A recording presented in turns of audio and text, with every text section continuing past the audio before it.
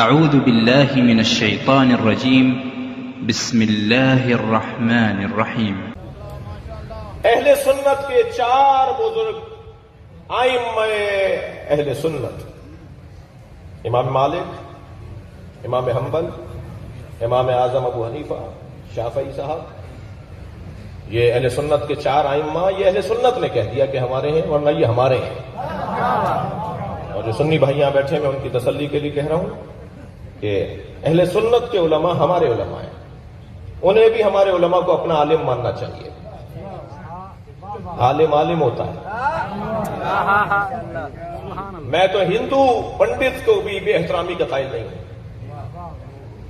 میں عیسائی پادری کی بھی بے احترامی کا قائل نہیں ہوں، دیوبندیوں کے علماء کا بے احترامی نہیں ہونی چاہیے، بریلوی علماء کی بے احترامی نہیں ہونی چاہیے، اس لیے کہ قرآن پکار کے کہہ رہا ہے اگر بات کرو تو عالم سے کرو، جاہل سے بات نہ کرو۔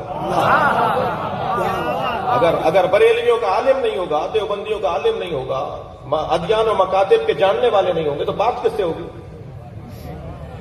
گفتگو کس سے کریں؟ جسے پتہ نہیں ہے اس سے کیسے بات کی جائے گی؟ لہذا عالم عالم ہے، عالم کا احترام ہو۔ یہ جو علماء اہل سنت فرماتے ہیں، اہل سنت ہمارے برادران کی یہ ائمہ اہل سنت ہیں، ائمہ اربعہ، یہ ہمارے بھی عالم ہیں، اور چاروں نے اس دروازے پر اپنی اللہ اکبر حاضری کو ایسا رکھا ہے کہ گمان نہیں، بعض پر یقین ہے کہ وہ شیعہ تھے۔ میرے پاس اس وقت میں تیار نہیں ہوں کہ میں تفصیل سے بات کروں، کوئی 20 دلیلیں میرے پاس ہیں، تھکے ہوئے تو نہیں ہیں، میرے پاس 20 دلیلیں ہیں کہ امام اعظم ابو حنیفہ شیعہ تھے۔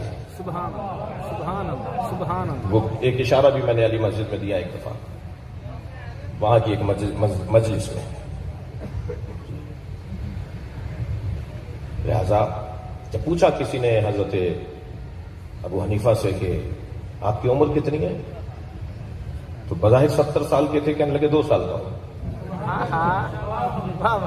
حضور آپ نظر آ رہے ہیں، آپ تو اچھی عمر کے ہیں، آپ ہمارے 2 سال کا ہوں۔ کہنے لگے وہ 2 سال جو جعفر صادق کی خدمت ہے۔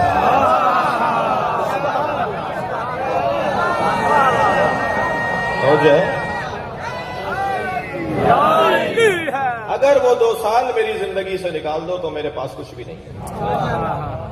لولا السنتان لہلک النعمان، اگر سنتان 2 سنہ نہ ہو، 2 سال نہ ہو تو نعمان ہلاک ہے۔ توجہ ہے؟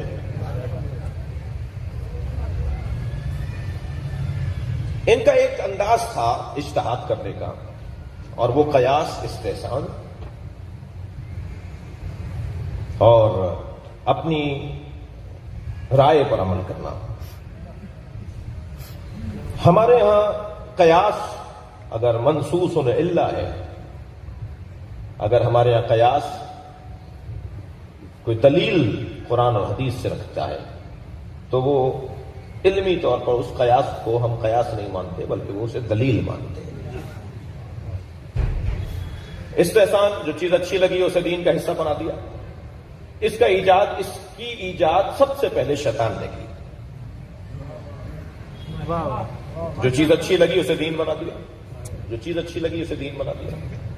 اور پھر یہی طریقہ حضرت امام اعظم کا رہا۔ میرے معصوم امام نے بلا دیا، تم یہ کہتے ہو کہ جو عقل مان رہی ہے بات، جو ہمیں اچھی لگ رہی ہے وہی دین ہونا چاہیے۔ تو حضرت نے فرمایا مجھے بتاؤ کہ نماز زیادہ افضل ہے یا روزہ؟ کہنے لگے نماز۔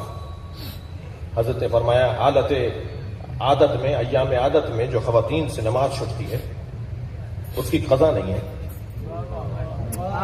مگر روزے کی قضا واجب ہے۔ اگر نماز افضل ہے، اور ہے نماز افضل تمام عبادتوں سے، تو نماز اللہ کیوں نہیں پڑھوا رہا ان عورتوں سے؟ روزہ کیوں رکھوا رہا ہے؟ تمہارے قیاس کے مطابق تو نماز پڑھوانی چاہیے۔ حضرت نے فرمایا بتاؤ بول زیادہ نجس ہے یا آب پشت؟ ابھی بچے جا کے اپنے ابا سے پوچھیں کہ آب پشت کسے کہتے ہیں، میں ممبر پہ تشریح نہیں کروں گا۔ آب پشت زیادہ نجس ہے یا بول زیادہ نجس ہے؟ کہنے لگے جی بول۔ کہنے لگے بول کے نکلنے پر تو غسل واجب نہیں ہے، مگر آب پشت کے نکلنے پہ غسل واجب ہے۔ ایسے حضرت نے کوئی 10 سوالات ان سے کیے، کوئی جواب نہیں تھا۔ حضرت نے فرمایا تمہاری سوچ کے مطابق تو حکم تبدیل ہونا چاہیے، مگر شریعت کچھ اور کہہ رہی ہے۔ تمہیں اگر سمجھ میں نہیں آیا تو اس کا مطلب یہ نہیں ہے کہ دین وہی ہو جائے جو تم سمجھ رہے ہو۔ وہ جو خواتین سے نمازیں اللہ نے معاف کر دیں اس لیے کہ نماز کی حالت میں خاتون کوئی اور کام نہیں کر سکتی مگر روزے کی حالت میں اپنے امور خانہ داری کو انجام دے سکتی ہے۔ علت تلاش کرو، حکمتیں تلاش کرو کہ جو احکامات ہیں۔ شدید مخالفت کی میرے مولا نے قیاس کے مطابق اور استحسان کے مطابق فتوے دینے والوں کی۔ اگر آپ ہمارے لیٹسٹ ویڈیوز کے بارے میں جاننا چاہتے ہیں تو ہمارے چینل کو سبسکرائب کریں اور بیل آئیکن کو پریس کریں۔ شکریہ۔